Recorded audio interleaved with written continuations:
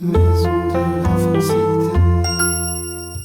Je suis Samir Marzouki, professeur émérite à la faculté des lettres de l'université de Manouba en Tunisie. Je suis également producteur d'une émission littéraire radiophonique en français. Écoutez, à proprement parler, on ne peut pas dire qu'il existe un français de Tunisie. En général, quand un Tunisien parle français, c'est le français standard, disons. Mais il y a quand même quelques usages un peu particuliers. Par exemple, quand on dit kiosque ici, un kiosque, c'est ce que les subsahariens appellent une essencerie, c'est-à-dire en fait ce qu'on appelle ici un kiosque à essence, dans le sens station d'essence. Par aussi, il y a un usage particulier du mot français caché, le verbe caché, qui ne signifie pas forcément dissimuler, qui peut signifier dissimuler, mais qui signifie tout simplement ranger. Parce que en arabe, le mot équivalent a les deux significations, aussi bien caché que rangé. Un autre phénomène me semble beaucoup plus frappant quand même, c'est le code switching. C'est le fait qu'une oreille étrangère, donc venant en Tunisie, va être frappée immédiatement, une oreille francophone en particulier, l'oreille d'un francophone. Ce francophone-là, il serait très étonné d'entendre les gens parler arabe tunisien, et puis truffer l'arabe de mots français. C'est un phénomène qui existe un peu partout au Maghreb d'ailleurs, mais qui est très, très frappant en Tunisie en particulier. C'est par exemple, vous trouverez des mots français introduits par al, qui est l'article arabe. Al-publicité, par exemple, publicité belle, la publicité est bonne. Des verbes français, par exemple, arabisés. Pour dire se doucher, on dit daouche. Daouche, ça veut dire il s'est douché. Les termes techniques, souvent, même s'ils ont un équivalent en arabe, sont plutôt utilisés en français. On va dire Andy grippe, j'ai la grippe. Jib thermomètre, amène le thermomètre. La publicité combine les deux langues. Et d'ailleurs, même au niveau de l'écrit, on trouvera donc une partie de la phrase en français, une autre partie en arabe. Matelas orthopédique, qualité Tayara Barsha. Matelas orthopédique, qualité sont trois mots en français. Tayara Barsha, c'est deux mots en arabe. Tayara, c'est le mot avion. Hein? Mais en fait, avion, métaphoriquement, signifie quelque chose qui plane au-dessus de tout le reste, quoi. Quelque chose d'excellent, quoi. Et Barsha, ça veut dire beaucoup. Donc, matelas orthopédique d'excellente qualité, quoi. C'est ça ce qui est dit, mais vraiment dans cette espèce de sabir franco-arabe. Enfin, on pourrait en donner plusieurs. Peut-être qu'il y a encore un autre phénomène dont j'aimerais parler qui est très intéressant pour le littéraire que je suis. C'est le français écrit par les écrivains tunisiens francophones.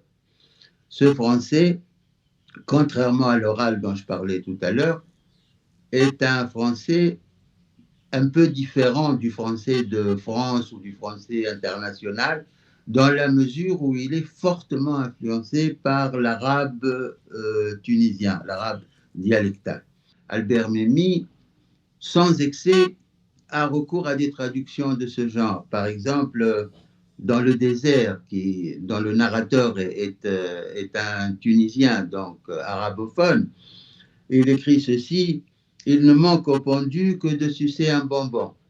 En fait, c'est une traduction d'un proverbe, d'une sorte de dicton qui finalement est utilisé quand on parle de luxe à quelqu'un qui est vraiment dans le besoin, à quelqu'un qui est dans l'indigence. Donc, il ne manque au pendu que de sucer un bonbon. Donc, chez Anwarati, donc, qui est tunisien, donc arabophone aussi, il y a cette phrase: quant au subjonctif ou son absence, parle de la mer et ne te gêne pas.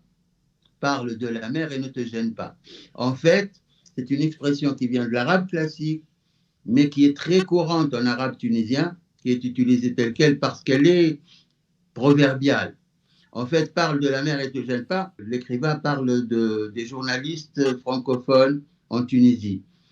Donc, il dit qu'ils utilisent le subjonctif n'importe comment. Ça signifie à peu près ceci. Euh, les fautes sur l'emploi du subjonctif sont aussi nombreuses que les vagues de la mer, en quelque sorte. Donc, elles sont innombrables. Chez d'autres écrivains, il y a beaucoup plus de créativité. Ce n'est pas uniquement une traduction, disons.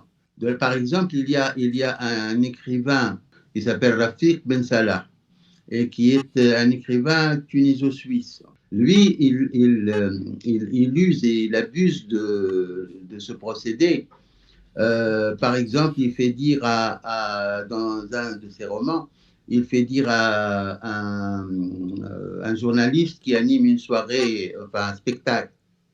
Il commence, au lieu de dire mesdames et messieurs, il dit messidet et messide. Parce qu'en arabe, c'est Sayyidet wa Sayyidati. Donc, Sid, c'est le seigneur, c'est le monsieur, etc.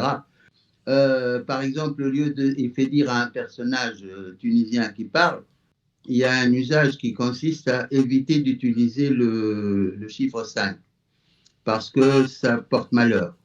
On dit en Tunisie, au lieu de dire 5, on dit compte tes doigts. Donc, il fait dire à un de ces personnages, donc, compte tes doigts, ils étaient compte tes doigts 2 fois. Donc, ça veut dire qu'ils étaient 10. Il y a d'autres usages d'ailleurs plus savants, quoi, plus subtils. Mais à ce moment-là, ça concerne plutôt l'arabe classique. Si on prend un écrivain tunisien comme Abdelwaheb Meddeb, par exemple, très connu, Meddeb joue de l'interférence entre l'arabe et le français, mais l'arabe classique. Par exemple, le début de son roman Fantasia commence ainsi: injecter sang, déverser pleurs. Injecter sang, déverser pleurs. C'est un peu bizarre en français. Normalement, c'est injecter du sang, déverser des pleurs. Mais en arabe classique, ça se traduit par injecter sang, déverser pleurs. Pourquoi? Parce que justement, il n'y a pas de déterminant, disons. Donc, en fait, il écrit du français, il écrit de l'arabe en français, si je puis dire. Voilà, donc il y a 50 000 façons d'acclimater l'arabe au français ou d'acclimater le français à l'arabe, en Tunisie. On pourrait dire qu'il y a un français du Maghreb, en quelque sorte, plus qu'un français de Tunisie ou d'Algérie ou de... Même les fautes qui peuvent être commises à l'oral par des locuteurs tunisiens, ces fautes peuvent ressembler à celles qui sont commises par les Marocains ou par les Algériens. Moi, ce qui me semble important à dire, peut-être en l'occurrence, si je prends par exemple la langue tunisienne arabe, le dialectal, c'est une langue qui est faite d'un mélange, enfin qui s'est ouverte à des milliers de langues, aux Phéniciens, aux Berbères. L'essentiel est de l'arabe, donc dialectalisé, de l'arabe oral. Mais il y a là-dedans du sicilien, il y a du français, Je pense que la langue reflète un peu la nature de la population. C'est une population ouverte, c'est une population qui finalement prend son bien là où elle le trouve et qui s'exprime, l'essentiel étant de s'exprimer de toutes les manières possibles, donc en mélangeant les langues, etc. Et moi, j'en suis assez content. Moi, je pense que l'attitude un peu, comment dire, un peu sentencieuse, etc., qui essaye de purifier la langue, etc., n'est pas une attitude d'ouverture et d'intelligence. Les gens simples du peuple mélangent les langues et ils empruntent les termes dont ils ont besoin, l'essentiel étant de s'exprimer. Et je trouve ça, je pense qu'il y a un rapport entre ça et la nature profonde du Tunisien, qui est quelqu'un d'ouvert, de pacifique et de très accueillant. Et la langue tunisienne est très accueillante, particulièrement aux Français pour des raisons historiques, mais elle a été pour le phénicien, elle a été pour le romain, enfin, elle a été pour pour l'espagnol, elle a été pour l'italien, elle a été vraiment pour beaucoup, le turc. Il y a plein de mots qui viennent du turc, etc., etc. Et j'espère que ça ne s'arrêtera jamais. Maison de